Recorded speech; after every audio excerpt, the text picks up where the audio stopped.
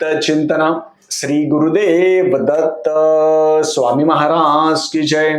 छत्रपती शिवाजी महाराज की जय. श्री स्वामी समर्थ. श्रावण महिन्यामध्ये सत्यनारायण पूजन करायचं काय महत्व आहे?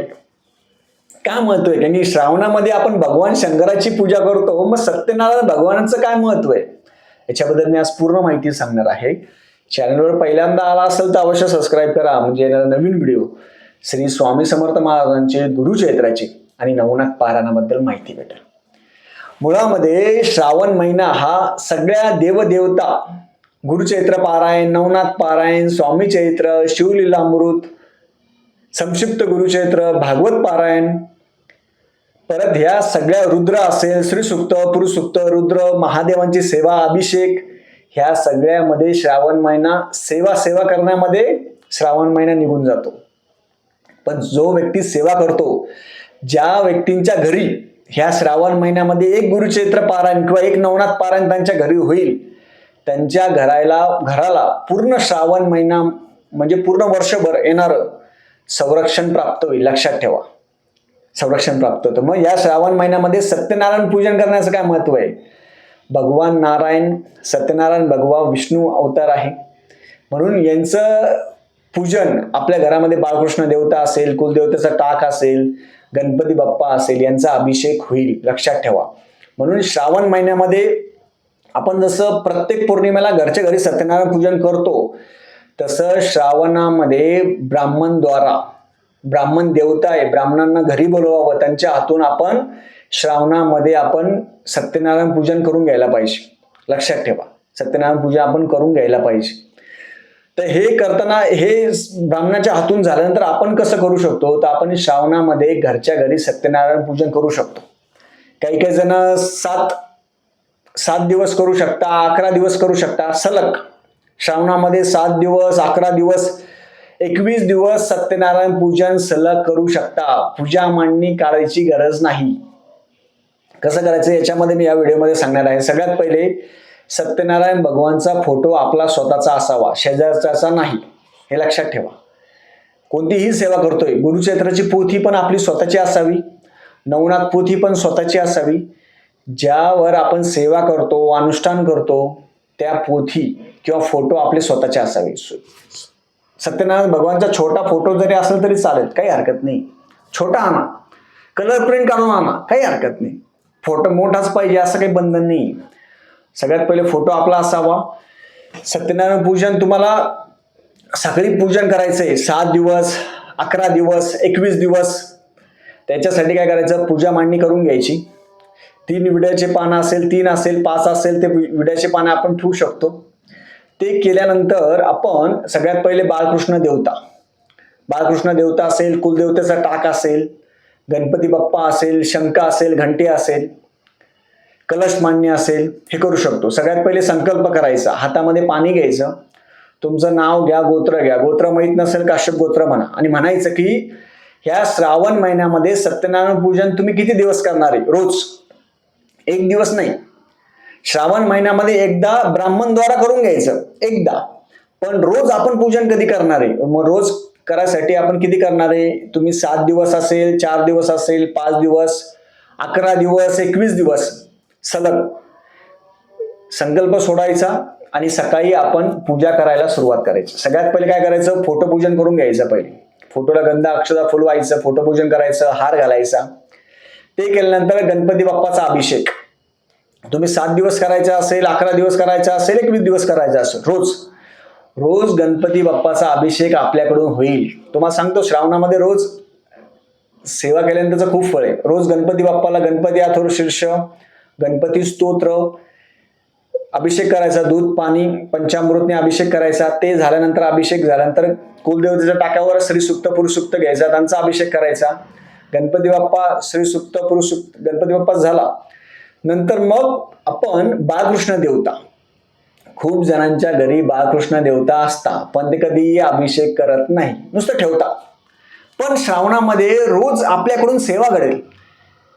10-15 मिनिटाची सेवा येईल. असं आपण बोलण्यामध्ये पूर्ण घंटाभर बोलत बसतो विनाकारण दुसऱ्यांबद्दल. घरीही आपण काय करायला पाहिजे? रोज बाळकृष्ण देवताला काय करायचं, श्री सूक्त पुरुष सूक्त म्हणा, अभिषेक आपण करून घ्यायचा घरच्या घरी. आता हे जर कोणाला वाचता येत नसेल त्यांच्यासाठी काय आहे, तुम्ही गणपती बाप्पाला ओम गण गणपते नमः म्हणून दूध पाणी टाकू शकता गणपती बाप्पाला. बाळकृष्ण देवतांना तुम्ही ओम विष्णवे नमः, ओम श्रीकृष्णाय नमः, ओम हरे नमः असं म्हणून अभिषेक करू शकता. बाळकृष्ण झालं. देवीला पण जगदंब म्हणून अभिषेक करू शकता. ज्यांना काही लिहिता वाचता येत नाही त्यांच्यासाठी. ते पण असे खूप जण ज्यांना लिहिता वाचता येत नाही पण आम्हाला करायचंय, इच्छा आहे, असं रोज आपला अभिषेक होईल. रोज तुम्हाला 7 दिवसाचं, 11 दिवसाचं, 21 दिवसाचं सत्यनारायण पूजन तुम्ही घरच्या घरी करू शकता. रोज उपास करायचं का, तर श्रावणामध्ये भरपूर जण उपास असतात. उपास करायची गरज नाहीये. एक टाइम आपण जेवलो, उपास करणं काही आवश्यकता नाही. मग याच्यामध्ये आपला अभिषेक झाल्यानंतर काय करायचं, सगळ्यात पहिले मग आपण 5 अध्याय वाचायचे. 5 अध्याय. ती कुलदेवतेची जी सुपारी ठेवलेली ना, तिथे कुलदेवतेचा टाक ठेवून द्यायचा. म्हणजे रोज आपल्या कुलदेवतेच्या श्रावणामध्ये रोज अभिषेक होईल. बाळकृष्ण देवतेला रोज अभिषेक होईल. गणपती बाप्पाला रोज अभिषेक होईल. 3 अभिषेक रोज होतील. आपले जितके दिवस करणार तितके दिवस, पूर्ण श्रावण महिना केले तरी काही हरकत नाही. आरती करायची. आरती केल्यानंतर आपण नैवेद्य असेल तर रोज शिऱ्याचं, जमला तर रोज शिऱ्याचं दाखवा, साखरेचं जमला साखरेचं दाखवा. जे आपण जेवणार वरण भात भाजी पोळी ते तुम्ही दाखवू शकता. आणि नंतर त्याच्या अगोदर, आरती करायच्या अगोदर 5 अध्याय वाचून घ्यायचे. बस सत्यनारायण भगवानचे 5 अध्याय वाचायचे आणि ही सेवा रोज करू शकता, काही हरकत नाही तुम्हाला. पण पाण्याची विडे रोज बदलायचे का, पाण्याची विडे जे असेल खराब झाल्यानंतर बदला, तसे ठेवले तरी चालता. कळशातलं पाणी रोज बदलायचं का, कळशातलं पाणी तसं ठेवलं चालतं. नारळ रोज बदलायचं का, काही हरकत नाहीये. पूजा जशी तशी ठेवायची. फक्त निर्माल्य तुम्हाला बाहेर हे करायचं, गंधाक्षरा फुलवायचं. एवढ्याच गोष्टी तुम्हाला रोज करायच्या. आता खूप जण म्हणणार आम्हाला जॉब असेल, बिझनेस आहे, सगळ्या गोष्टी आहे. मग यांच्यासाठी काय करायचं, तुम्ही सत्यनारायण भगवानची पूजा तुम्ही सकाळी केली तरी चालेल, संध्याकाळच्या वेळेस प्रदोष काळी केली तरी चालेल, काही हरकत नाही. बंधन नाही वेळेच. हे केल्यानंतर सत्यनारायण भगवानचं केल्यानंतर व्यंकटेश स्तोत्र सगळ्यांनी वाचायचं. व्यंकटेश स्तोत्र 3 वेळा वाचा, 11 वेळा वाचा, 21 वेळा वाचा. आपण जिथं सत्यनारायण पूजन केलेलं आहे त्याच्या समोर बसून व्यंकटेश स्तोत्र सगळ्यांनी वाचायला पाहिजे. याचं खूप महत्व आहे. व्यंकटेश स्तोत्र, श्री सूक्त, सिद्धकुंजिका स्तोत्र हे वाचायला पाहिजे. आता ज्या घरामध्ये रोज सत्यनारायण पूजन होईल त्या घरामध्ये कधीही आर्थिक चणचण निर्माण होणार नाही, लक्षात ठेवा. आर्थिक चणचण निर्माण नाही होणार. घरामध्ये वादविवाद असेल, भांडण असेल ते बंद होईल. विचार करा, एक दिवस आपण सत्यनारायण पूजन करतो तर घरामध्ये प्रसन्न वाटतं. तसंच तुम्ही खूप वेळेस रोज जरी सत्यनारायण पूजन जर आपण केलं तर आपल्याला प्रसन्न कसं वाटेल, विचार करा. मन प्रसन्न होईल. घरामध्ये वादविवाद भांडणं कमी होतील. घरातील वास्तुदोष कमी होतील. वास्तुदोष जाण्यासाठी, कर्जबाजारीपणासाठी किंवा आर्थिक उन्नतीसाठी श्रावणामध्ये रोज सत्यनारायण पूजन करणं महत्वाचं आहे. खूप महत्व आहे. त्याच्यामध्ये खूप मोठंसं जे अध्याय 5 अध्याय वाचले तरी पण फळ आहे, लक्षात ठेवा. आता तुम्हाला किती 7 दिवसाचं करायचं असेल, 11 दिवसाचं करायचं असेल, 21 दिवसाचं करायचं असेल किंवा जितके दिवस राहिले तितके दिवस करायचं असेल तर करू शकता. रोज पूजा मांडणी काढायची गरज नाहीये. फोटो पूजन रोजच्या रोज करावा. बाळकृष्णाचा अभिषेक असेल, गणपती बाप्पाचा अभिषेक असेल आणि देवीचा अभिषेक, रोज आपल्याकडून देवीचा अभिषेक होईल, बाळकृष्णाचा अभिषेक होईल. आणि घरामध्ये ते अभिषेकाचं तीर्थ असेल ते सगळ्यांनी प्यायचं.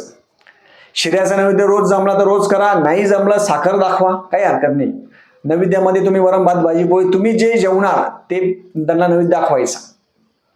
कारण की का सांगतो मी, या श्रावण काळामध्ये खूप जणांच्या घरामध्ये नॉनव्हेज होत नाही होत.